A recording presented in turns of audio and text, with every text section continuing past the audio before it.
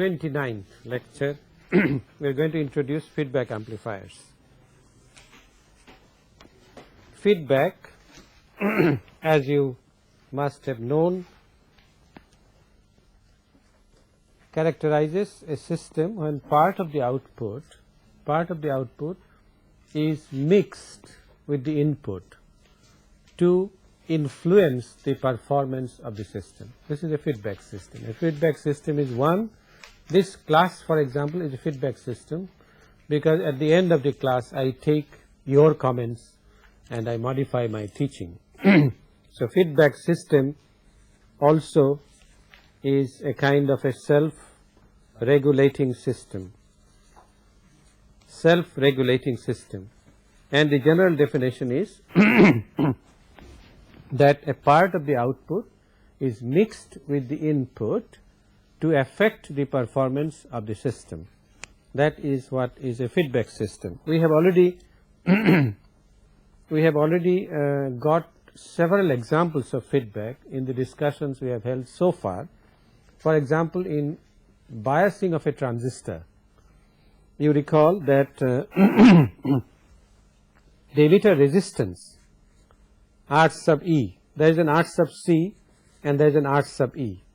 The emitter resistance is used for DC feedback for stabilizing the Q point of the transistor, and what we need is that beta RE should be much greater than RB. Okay, I am glad you remembered this.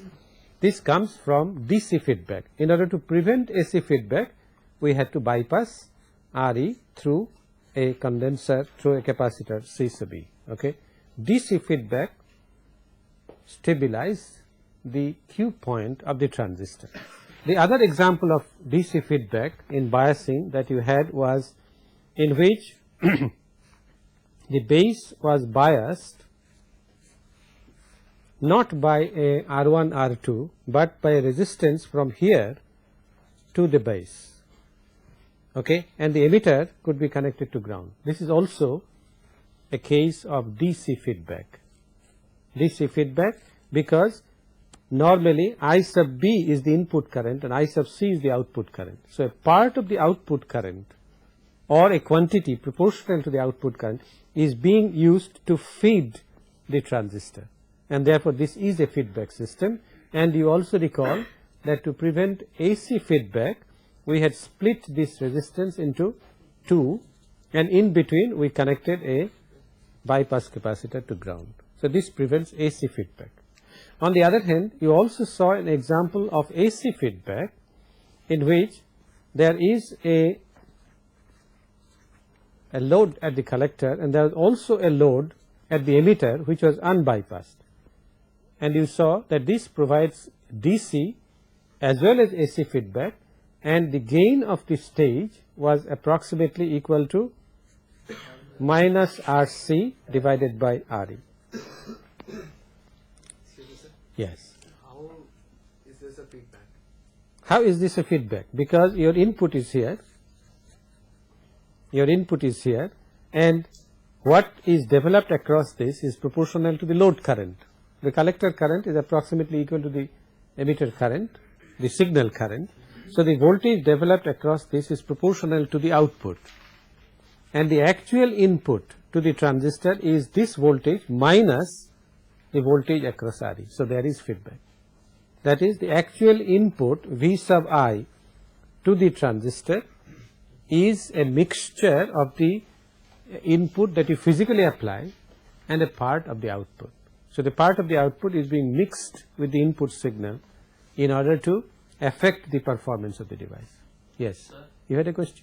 Yes. So if you are taking VI as the input, that is voltage between base and emitter, that is What I provide is the signal source. Yes, sir. Okay, this is my actual input, actual physical input. Could be a microphone, could be from.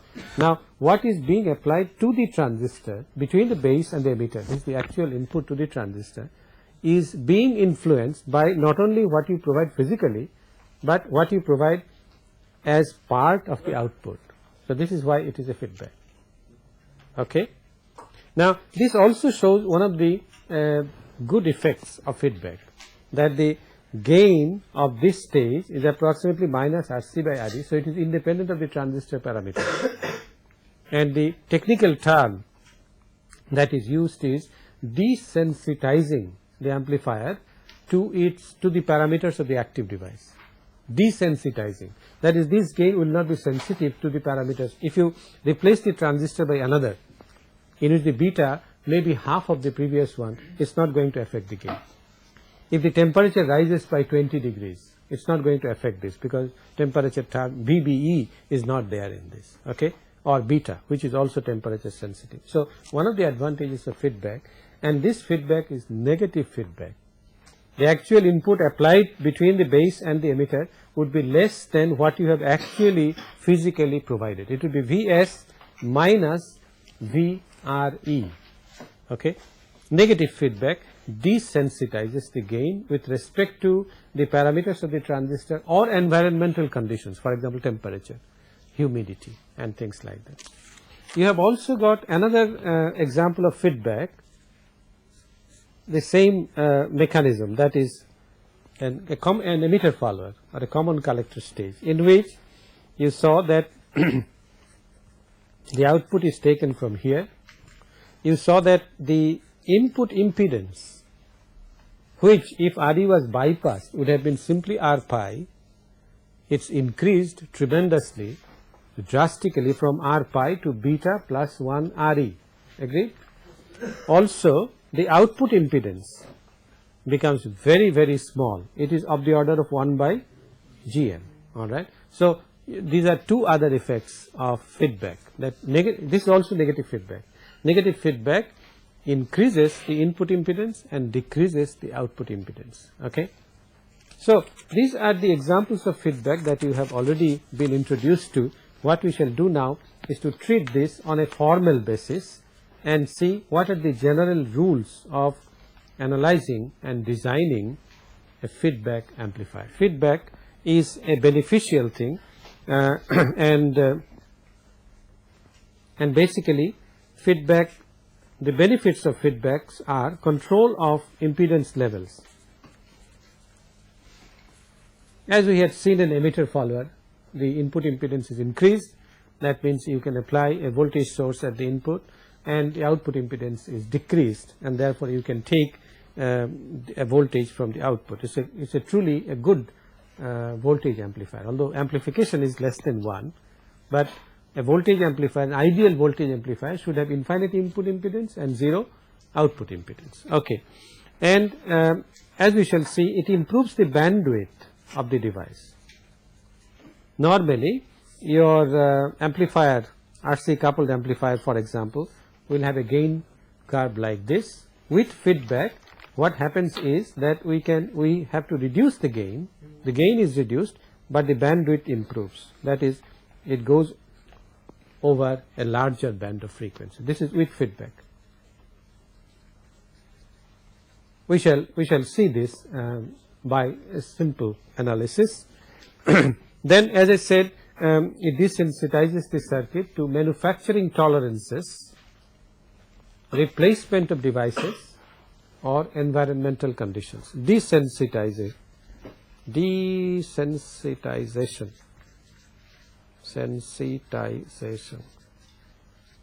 of circuit performance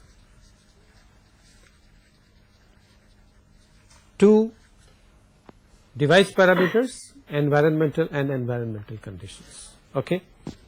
And one other advantage of feedback is, if you use positive feedback, then you can generate oscillations, okay. In fact, you cannot generate oscillations without positive feedback. Oscillations can be sinusoidal or relaxation oscillator. It could be a square wave or triangular wave, but positive feedback is essential for generating oscillations. So the other use is generating oscillations. What is positive feedback? Positive feedback is in which the input, effective input to the device increases, okay. And if it increases to the extent that the output can be maintained without an actual physical input, then we get what are known as oscillations, okay. So these are the benefits Well, there are some bad effects of feedback also. One is that because of, yes, reduces gain. Okay, you have to pay a price for everything. So if you want stabilization of the gain, you might have to reduce the gain. Gain decreases due to unwanted feedback. The bandwidth may decrease. Can you give an example of unwanted feedback? We don't want it, but it is there. We can't do anything about it. The Miller effect, the C mu, that is an unwanted feedback, but it is inherent in the device. If C mu was not there, you recall that the high frequency 3 dB point of an ordinary common emitter transistor amplifier is approximately R pi multiplied by CT, which is C pi plus C mu times 1 plus GMRL. Now if C mu was not there, the bandwidth, the high frequency 3 dB cutoff would have been very high. It would be simply C pi. But because of Miller effect, you have to add Cn. So unwanted feedback causes deterioration in the frequency response of the device. Then if you want to take advantage of negative feedback, you have to be careful that negative feedback at some frequency may become positive at some other frequency.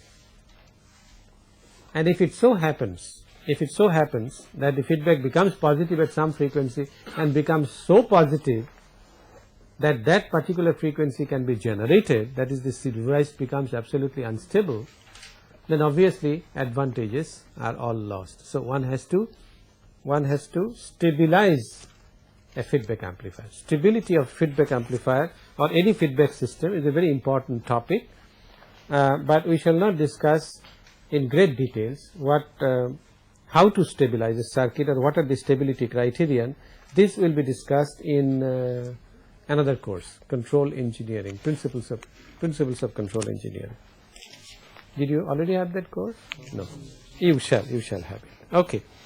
Now, in order to discuss feedback amplifiers, we model a basic amplifier. Okay. You see, feedback amplifier, the usual amplifier is you have an amplifier, you have a source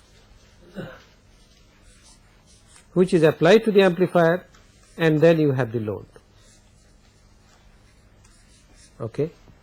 In feedback, what you do is to make a feedback amplifier, what you do is in between you use a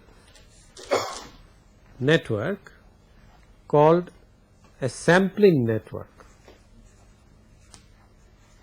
Sampling network. This is not the sampling in the time domain. For example, it's not an on-off switch. Sampling means you pick up with this network a quantity which is proportional to the output. It could be proportional to the voltage or proportional to the current.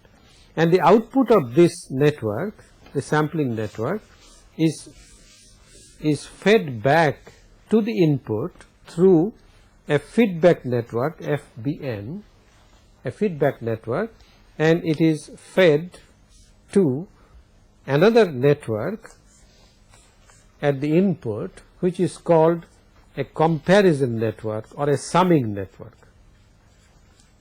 This is the basic block diagram of a feedback amplifier. You have a basic amplifier, you have the source and the load, a quantity proportional to the output, it could be either voltage or current, is sampled and processed through a feedback network to influence the actual input to the basic amplifier, and this is done by comparison or summing. If the feedback voltage, for example, helps the source voltage, then we have positive feedback. If the feedback voltage is in opposition to the source voltage, then we have negative feedback. So we shall look at these structures of the comparison network and the sampling network, but in order to do that, in order to differentiate various kinds of networks, feedback amplifiers, we require a classification of the basic amplifier, and basically basic amplifiers of a feedback amplifier can be of 4 types. These are the so called VVT, I will explain this term, CCT,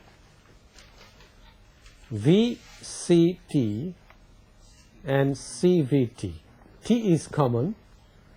The other 2 are V for voltage, C for current. So it is voltage to voltage transducer, T for transducer.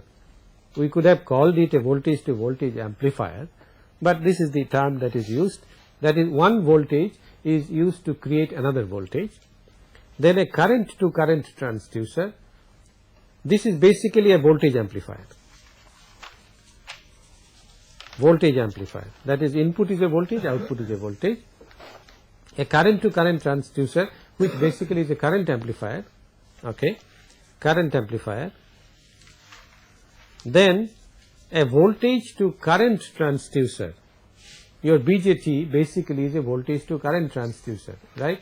V pi is converted to a current source, GMV pi, alright. So VCT is a voltage to current transducer, and the parameter that will determine its gain is the transconductance. So it is also called a transconductance amplifier. Transconductance amplifier.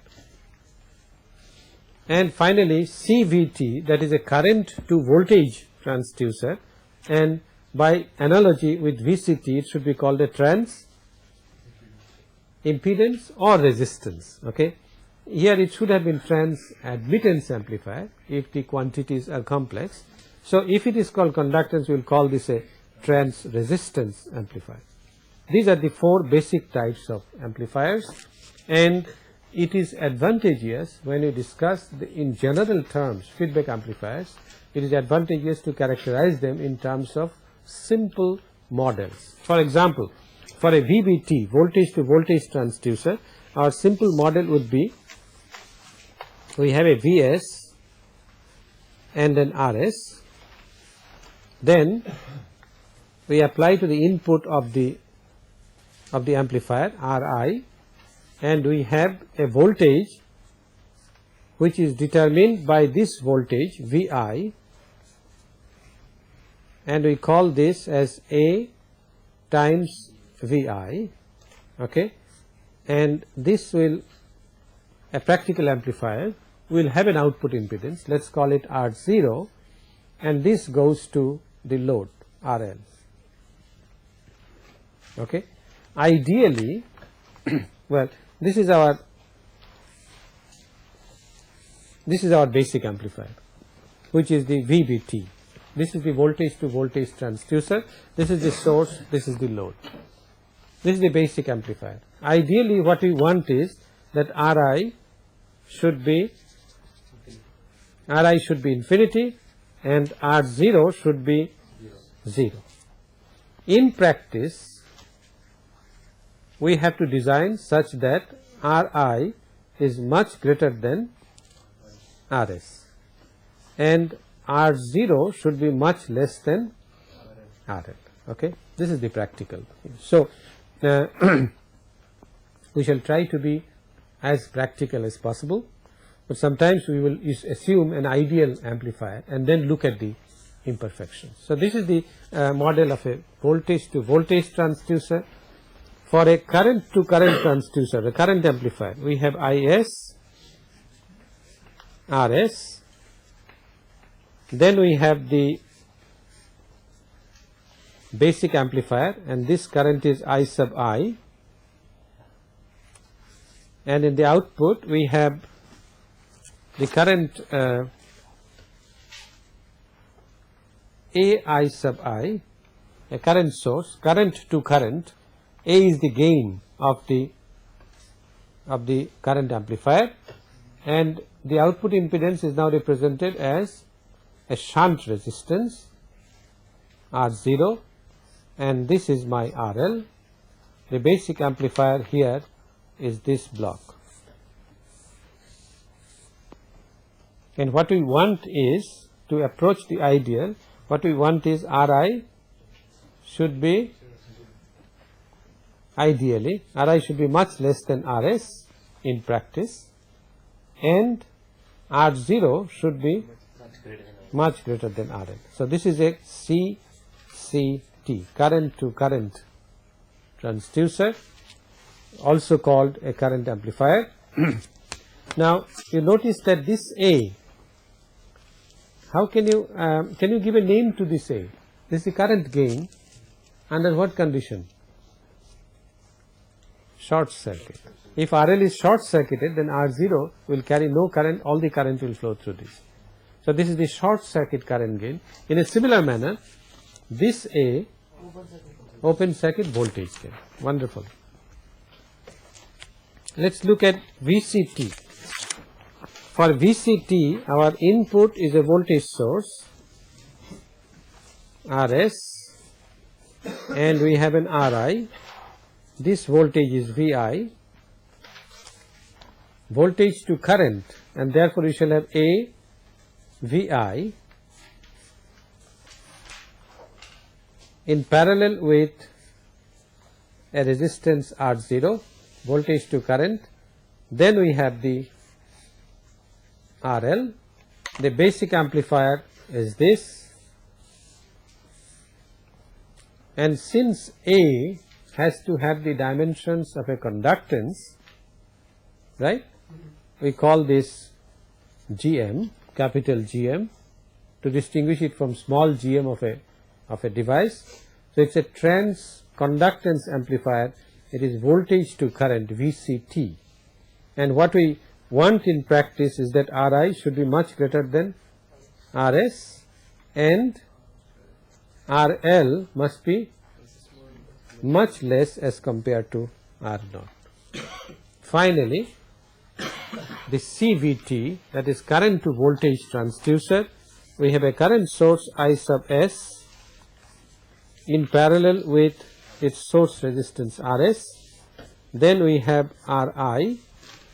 This current is I sub I, current to voltage, so we have a voltage source here, and naturally the proportionality constant or the gain shall now have the dimension of resistance, and we call this Rm, mutual resistance or transfer resistance or trans resistance, Rmii, and this shall be in series with R0 connected to load RL. This basic amplifier is this, and it is called a CVT, current to voltage transducer. What we want in practice is that Ri should be much less compared to Rs, agreed, so that the Is is approximately equal to Ii, and on this side we require R0 to be much less compared to RL. So these are the four kinds of amplifier models. Almost any amplifier that you can think of, because we know Thevenin and Norton's theorems, any amplifier can be modeled by any of them, but these relationships may not be satisfied. Okay, wherever this relation is satisfied, we will call this a CVT, we will not call it a VVT, although as you see, in principle any of these circuits could be converted to any other circuit, but these inequalities shall not be satisfied in all these circuits. Okay, this is why we call them by different names. Yes. So on all these amplifiers, the input and output stages are decoupled. Input and output stages, yes, this is the model. This is the model that we assume. Yes, it is a good question.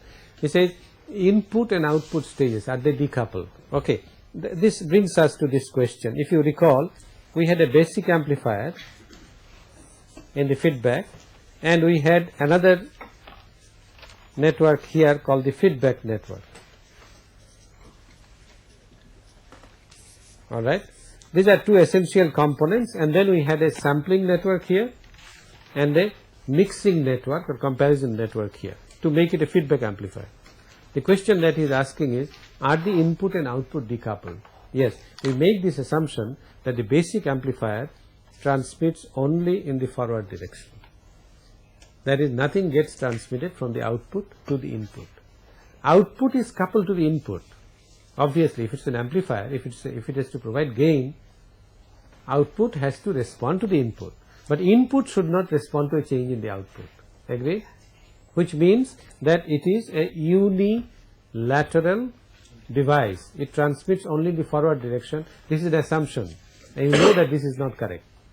This is only approximate. That because of that, R mu and C mu, even in a single stage amplifier, this assumption is only an approximation, and we wanted to get rid of C mu through the Miller effect, but Miller effect, as you know, is also an approximation.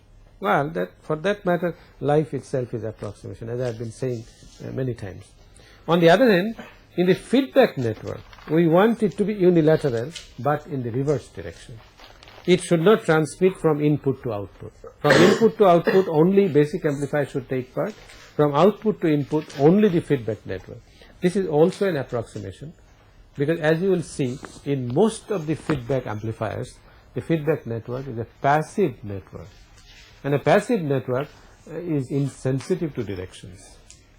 Isn't that right? If a network contains only resistors, capacitors and inductors, transformers, it is insensitive to direction. It transmits in both directions. So this will also be an approximation. We will devise the network in such a manner that the forward transmission is dominated by the basic amplifier and the reverse transmission is dominated by the feedback network.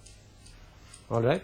We will have to make these approximations, and this is where the complication in the analysis and design of feedback amplifiers comes in. You have to follow me very carefully. Now let us look at some of the sampling networks. One sampling network could be like this. We are looking at two different kinds of sampling networks. There are basically two different kinds of sampling networks. By BA we mean the basic amplifier, and one sampling network could be like this. This goes to the load, this goes to the load, and there is a voltage V0. Suppose we want to sample the voltage, then what we do is we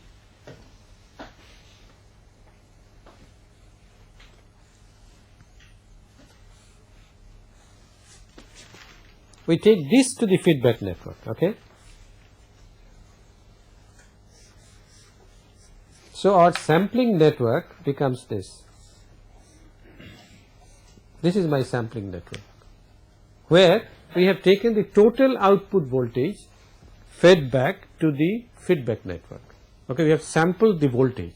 It is not necessary to sample the whole voltage, to take the whole voltage. We could have taken a potential divider and taken a part of it. Agreed? For simplicity, I am showing the total voltage. Okay, but here this is called voltage sampling. I don't get your point. You don't get my point. Okay, to the feedback network, the feedback is through a part of the output. The output could be a voltage or a current. If I take in across the output, obviously I am sampling the voltage. Okay, it's not the load current which influences this. We are taking this voltage to produce a voltage here or a current here, which is proportional to V0. Okay, so it is called voltage sampling. And obviously for voltage sampling, you have to take the connections to the feedback network in shunt, right, in parallel. Now what I was saying is, you don't have to take the total voltage and feed it to the feedback network. You could have taken a part of this voltage. You could have taken the voltage from here. It could be a fraction of the output voltage. I have shown for simplicity the total voltage, but it could be a fraction. Okay? Yes? What's the point in taking the fraction? Like, what's the utility? What's the advantage? I may not require the total voltage. I want to control the amount of feedback. Amount of feedback could be controlled either by the feedback network or by a network here. Okay, it will depend on the convenience. Sometimes we will see, we will not take the load current or the load voltage. We will take the voltage at some other point. This is the convenience of design. This is a practical situation is quite different from the ideal situation. We are discussing an ideal situation, okay. You will see how things differ in practice, and that is where the complication arises. So this is called voltage sampling or a shunt connection. Sometimes we simply call a shunt sampling. Shunt sampling means we take the input to the feedback network is derived from across the load, okay. On the other hand, we could also have something like this. The basic amplifier, it goes to the load, and suppose the load current is I0, then what we do is we break the connection here and take this to the feedback network.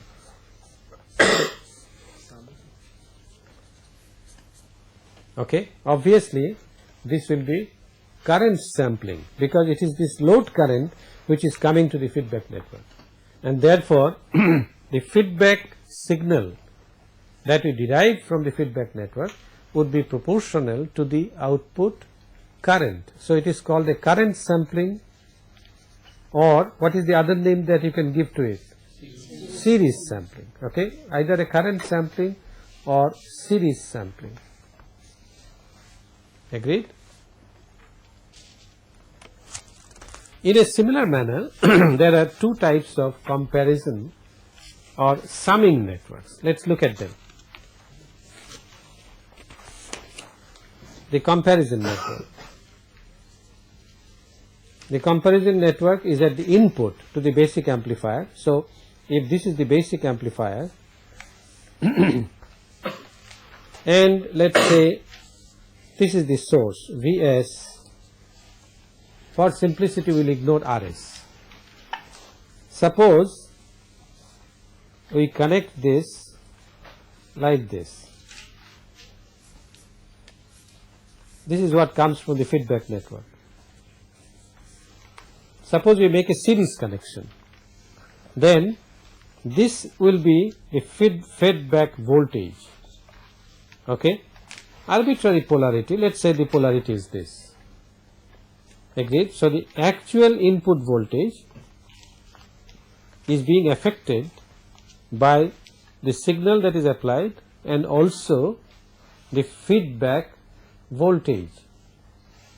Now what would you call this? This is called a series connection at the input. Obviously this is series, the two voltage sources, one is the actual source and the other is the feedback voltage. These are in series, and therefore this is called series comparison network, okay, series comparison network.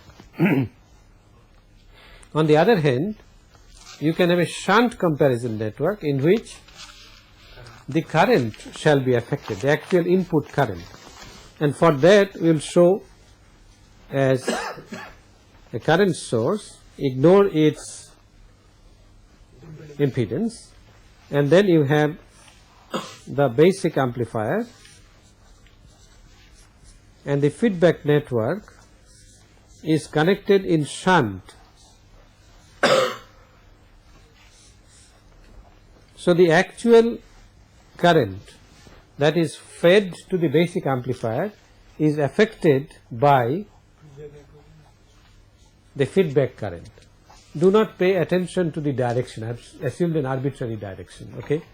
II obviously is IS minus IF, and if IS and IF are in phase, then it is what kind of feedback? Negative feedback. If IS and IF are out of phase, then it would be positive feedback, okay. So the direction of IF is arbitrary. It depends on the phase difference, phase relationship between the two. This is called obviously a shunt connection at the input, alright. And depending on the connection at the input and the connection at the output, obviously we can have 4 different kinds of feedback amplifiers, and these are the first one indicates the input. We can have a shunt. Now shunt means what kind of sampling? No.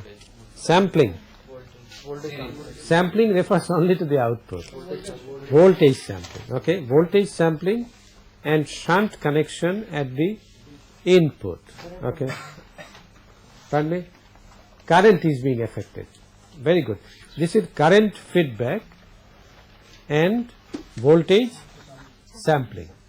Okay, it should be understood. Then we can have shunt series,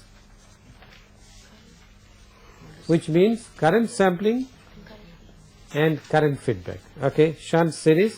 Then we can have series shunt, which means voltage feedback and voltage sampling, or series.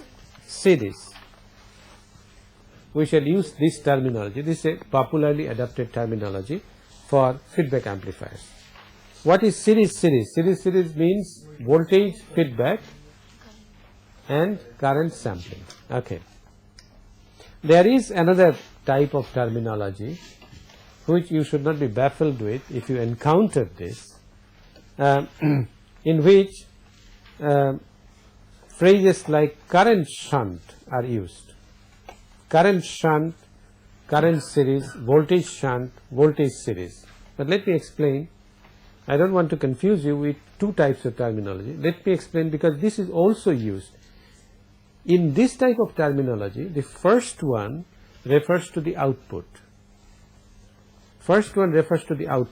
Whereas this type of terminology, first one is input, second one is output.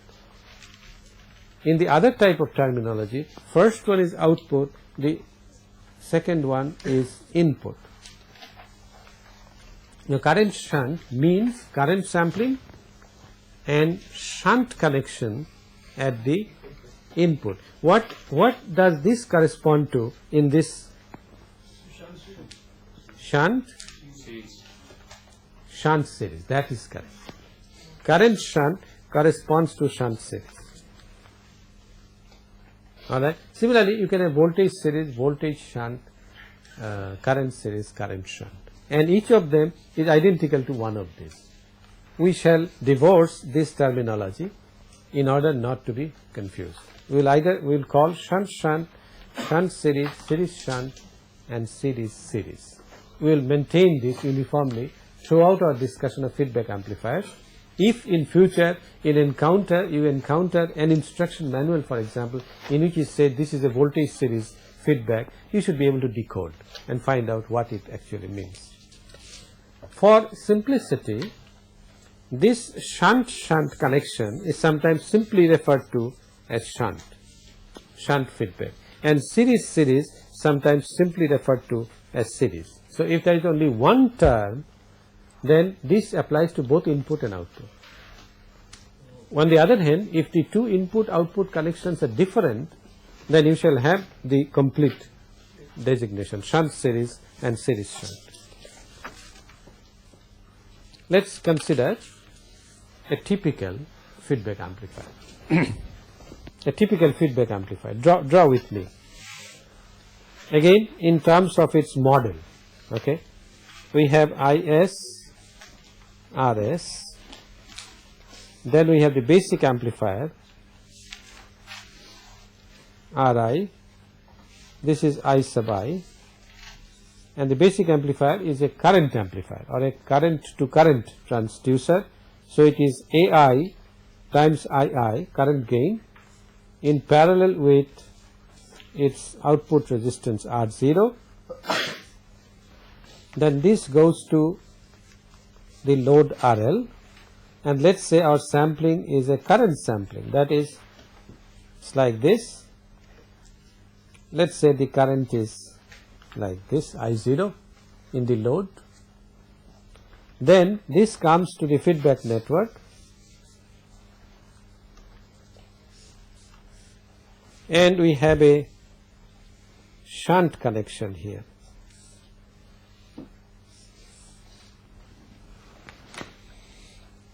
Okay, the basic amplifier is this.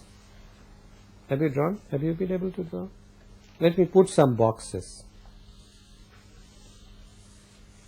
This is the basic amplifier. Obviously, this is a C, T. current to current transducer. This is the sampling network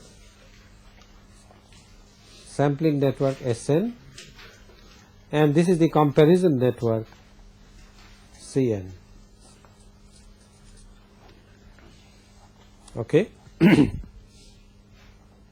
And let us say this current is IF.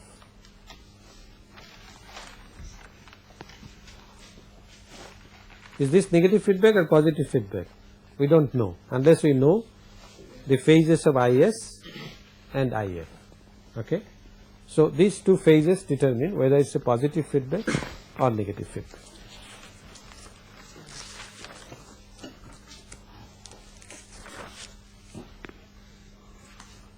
Now practical circuit we shall draw later. I thought I would illustrate at least one such configuration with idealized models.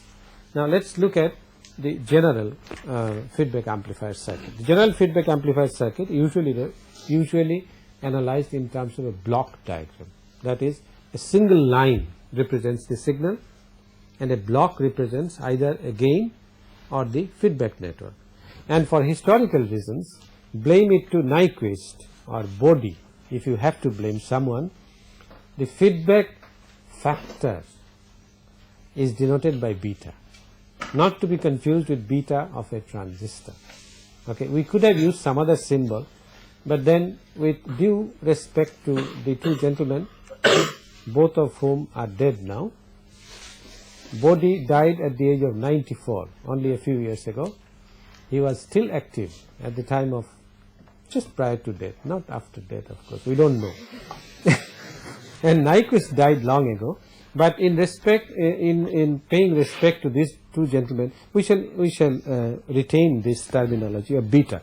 So what we have is the basic amplifier we shall denote by a block A, and we shall assume that it is unilateral, that is it only transmits in the forward direction, and the feedback network we call this a beta network, and we assume that it transmits only in the reverse direction. Okay. The output, whether it is a voltage or current, we denote it by X0. The output is sampled and passed through the beta network. By this arrows we don't show currents, it is the direction of flow of the signal. The signal can be either a current or a voltage, alright. Let us see. And we have the comparison network will show by means of a summer. This is the usual thing that one does. You sum up the input signal to the feedback signal. So we have an arrow here and an arrow here. This is XS, that is the signal that is actually applied, the source signal, and what goes in is Xi. What goes in is Xi, and what comes here is XF, and for simplicity we show both of them as addition. Okay. Then it is very easy to see. Is this block diagram clear? It is very easy to see that Xi is Xs plus Xf, and that this is equal to Xs plus Xf is nothing but beta times X0 plus beta times X0, and therefore X0 is equal to A times Xy. So it is A times Xs plus beta X0, agreed, and therefore the feedback gain or the gain of the overall circuit, overall feedback system, which is equal to, let us call it AF, gain with feedback, is equal to X0 by Xs. Obviously this is equal to A divided by 1 minus A beta. A divided by 1 minus A beta. This is the basic formula for a feedback amplifier. Yes. What exactly is this quality feedback? Oh, this if the output is X0, then its output of the beta network is beta X0. That's it. It's the beta is the reverse transmission coefficient. reverse transmission coefficient. Okay? It need not be a dimensionless quantity. It need not be dimensionless. in fact, since A beta subtracts from 1, it must be dimensionless. A beta must be dimensionless. So if this amplifier is, for example, a VCT, voltage to current, then beta must have the dimension of what? Resistance. Because if it is VCT, then A is GM, a conductance. So beta must be a resistance.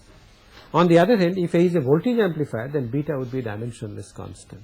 If it's a current amplifier, beta is a dimensionless constant, but not otherwise. Is the point clear? You can only mix horses with horses, not otherwise. Okay? You cannot add a dimension quantity to a dimensionless quantity. This must be dimensionless.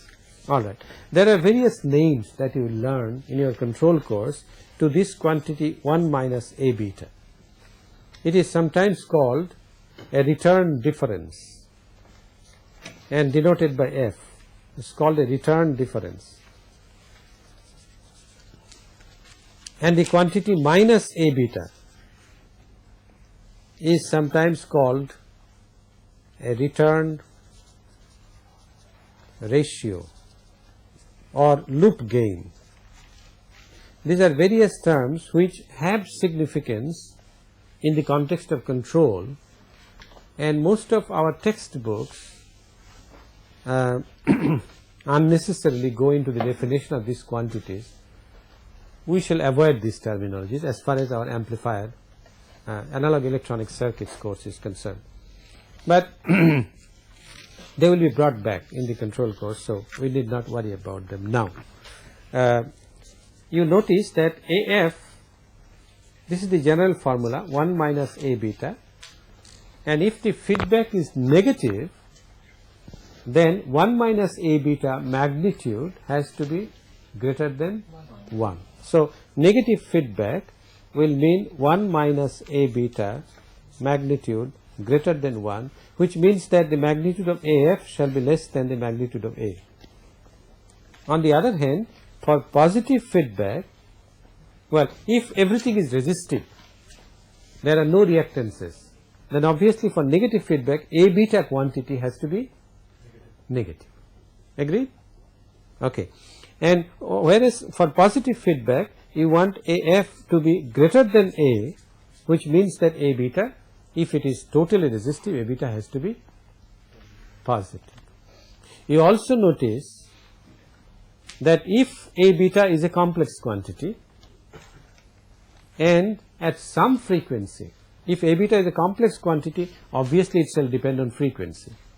If at some frequency the value of A beta magnitude is 1 and the phase is 0 degree or 360 degree or 720 degrees, that is a multiple of 2 pi, then the gain becomes infinitely large. Isn't that right? Okay. If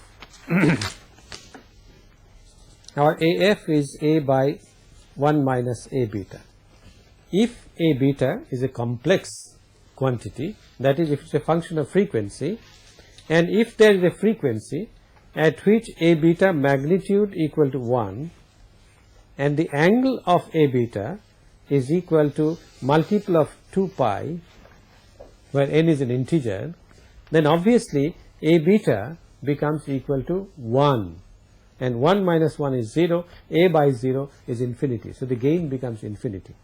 If the gain is infinity, it means that the output can be sustained without applying an input, which is this circuit for an oscillator. Okay? It's an unstable circuit, but it produces oscillations. Oscillations at what frequency? At that particular frequency at which A beta is equal to 1, 0 degree. Okay? So oscillation, yes? So this equation was derived on, 1 minus A beta was in the numerator earlier. It was brought down and we could not have brought it down if 1 minus A beta was 0. Okay, that's correct, which means that there are oscillations. It's the same thing. what we are doing is we are first assuming that A and beta are general quantities. Then we are investigating the state of this when 1 minus A beta is equal to 0. Okay, we will not be able to write this equation because infinity we don't know what it is. We will not write gain. In fact, the term gain loses its significance if 1 minus A beta is 0. But what I was trying to do is to tell you that oscillation will be at that frequency at which this is equal to 1 angle 0 degree or 360 or whatever it is. Now, it may so turn out that this relationship is satisfied only at one frequency. Then you have a sinusoidal oscillator. Any oscillation at one particular frequency, okay, is a sinusoidal oscillation, right?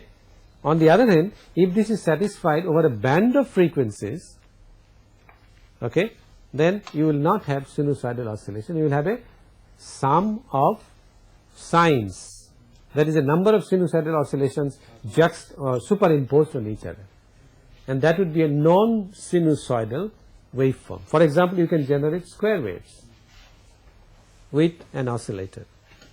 Okay, you can generate square, and you know square waves consist of the fundamental and a number of harmonics, which means that the circuit that you use for square wave generation must satisfy this criterion at a number of frequencies, and this criterion is associated with the name of a man who, as far as I remember, was a mechanical engineer. His name is Barkhausen, and this criterion is called Barkhausen criterion. We shall come back to this when we discuss oscillators. Tomorrow we will go into more details of feedback amplifiers and see how to analyze them.